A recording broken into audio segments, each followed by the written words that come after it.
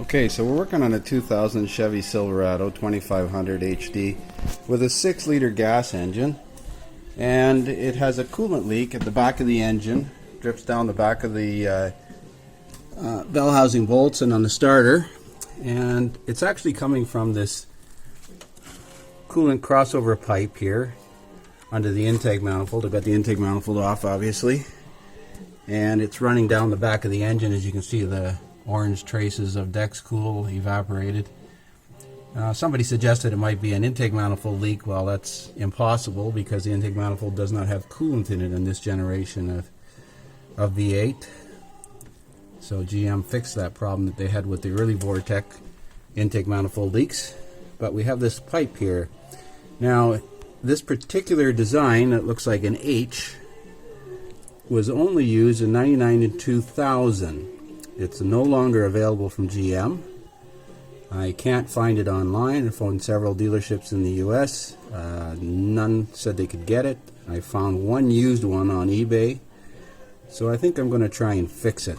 The pipe is actually in pretty decent shape here. So if I can put a union in here and splice it, I think I'm going to try and repair it. Otherwise, it's going to have to be used parts. So I've got the coolant pipe off. I'm going to have to clean this a little better, but it's recommended anytime you have the manifold off to have a look at these knock sensors, which are underneath these rubber plugs here, and see if there's any sign of corrosion on them. This one looks okay, but this one back here, as you can see, it's full of coolant, so we're going to have to clean that out. At least it's not corroded, and because the sensors have a tendency to corrode. They get moisture in there and they corrode and they actually fail, set fault codes. Now I got the pipe off, and you can see the spot where it's compromised. So what I'm going to try to do is cut it here and here, make up a little piece and put a couple of brass unions in. Because the rest of the pipe is in pretty decent shape. I'll probably sandblast it and give it a little paint job. So I've sandblasted the pipe off, and you can see the little pinholes in it. So the challenge is going to be making it exactly the same length since it's rigid. I'm wondering if I could just put a piece, maybe try and flare it and put a piece of hose in there. I don't see why that wouldn't work. Got to see how much room there's under the intake manifold.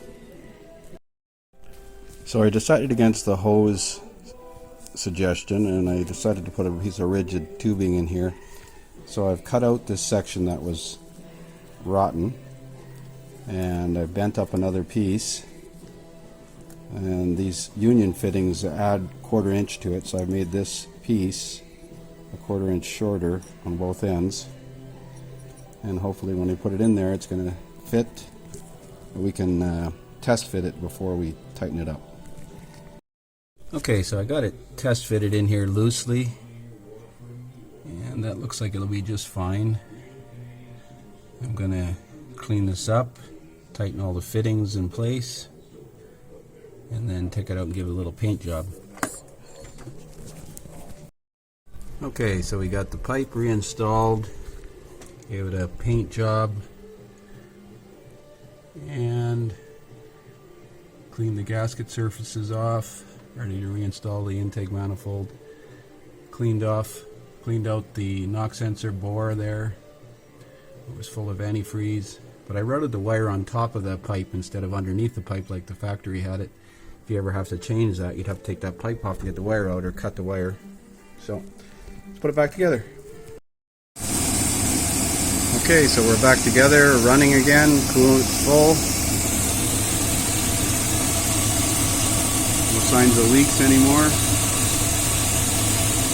Should be good to go.